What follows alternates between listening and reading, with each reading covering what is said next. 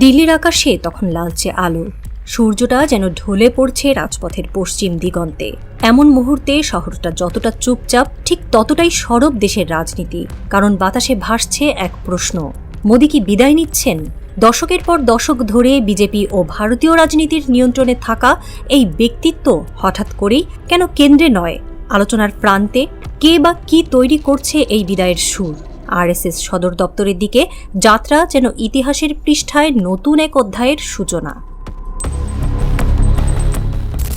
৩০ March রবিবার। ভারতের রাজনৈতিক মানচিত্রে এক ছোট বিন্দু নাগপুর, কিন্তু এই শহরই হল হিন্দুত্ববাদী রাজনীতির মূল কেন্দ্র। এখানেই বসবাস করেন রাষ্ট্রীয় স্বয়ংসেবক সংঘের আরএসএস প্রধান মোহন ভাগবত। সকাল সকাল সেখানে পৌঁছান প্রধানমন্ত্রী নরেন্দ্র মোদী। এই সফর ছিল গোপন, আনুষ্ঠানিকভাবে কিছু জানানো হয়নি। কিন্তু শিবসেনার নেতা সঞ্জয় রাউত সাংবাদিকদের সামনে এসে যেভাবে বিস্ফোরণ ঘটান, তাতে পুরো দেশের রাজনীতি কেঁপে ওঠে।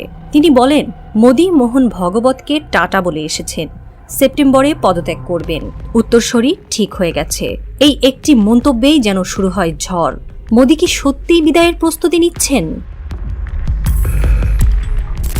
রাউতের দাবির কেন্দ্রে এক চাঞ্চল্যকর তথ্য, বিজেপির পরবর্তী নেতা নাকি আসবেন মহারাষ্ট্র থেকে। প্রথমে নাম উঠে আসে দেবেন্দ্র ফড়নবিসের, যদিও তিনি নিজেই জল্পনা উড়িয়ে দিয়ে বলেন মোদী দেশের নেতৃত্বে আছেন এবং থাকবেন। তবুও রাজনীতির বাতাসে যে গন্ধ, তা সহজে উবে যায় না। বিজেপির অন্তরে দীর্ঘদিনের চাপা অসন্তোষ, আরএসএসের একঘেয়ে মুখের প্রতি বিতৃষ্ণা এবং দেশের রাজনৈতিক চিত্রপটের দ্রুত পরিবর্তন সবই যেন মোদীর সময় ফুরিয়ে আসার ইঙ্গিত দিচ্ছে। আরএসএস যে সংগঠন বিজেপির আদর্শিক ভিত্তি, তারাই কি এবার মোদীর বিকল্প খুঁজছে? ২০১৪ সালে প্রধানমন্ত্রী হিসেবে প্রথম শপথ নেওয়া নরেন্দ্র মোদী ছিলেন চেঞ্জের প্রতীক। গুজরাটের মুখ্যমন্ত্রী থেকে ভারতবর্ষের প্রধানমন্ত্রী, এ ছিল এক বিরাট উত্থান। দ্বিতীয় দফায় ২০১৯ সালে আরও শক্তিশালী হয়ে ফিরে আসেন তিনি এবং ২০২৪ সালের শুরুতে তৃতীয়বারের মতো দেশের শীর্ষ পদে আসীন হন। এই দীর্ঘ শাসনকাল ছিল উত্থান পতনের গল্প। অর্থনৈতিক ডিজিটাল রূপান্তর, আন্তর্জাতিক ফোরামে ভারতের দীপ্ত উপস্থিতি, এসব ছিল সাফল্যের তালিকায়। কিন্তু সমালোচকদের মতে তার শাসন ছিল একনায়কতান্ত্রিক, সংখ্যালঘু বিরোধী এবং প্রতিবেশী দেশের সঙ্গে সম্পর্ক বিনষ্টকারী। দেশের অভ্যন্তরীণ শান্তি প্রশ্নবিদ্ধ হয়েছে, গণতান্ত্রিক প্রতিষ্ঠানগুলো বারবার ক্ষতিগ্রস্ত হয়েছে। মোদীর কূটনৈতিক নীতির কেন্দ্রে ছিল নেবারহুড ফার্স্ট, কিন্তু বাস্তবে পাকিস্তান, চীন, নেপাল, এমনকি বাংলাদেশ পর্যন্ত ভারতের সঙ্গে সম্পর্কে ফাটল ধরেছে। কাশ্মীরে ৩৭০ ধারা বাতিলের সিদ্ধান্ত পাকিস্তানকে ক্ষুব্ধ করেছে।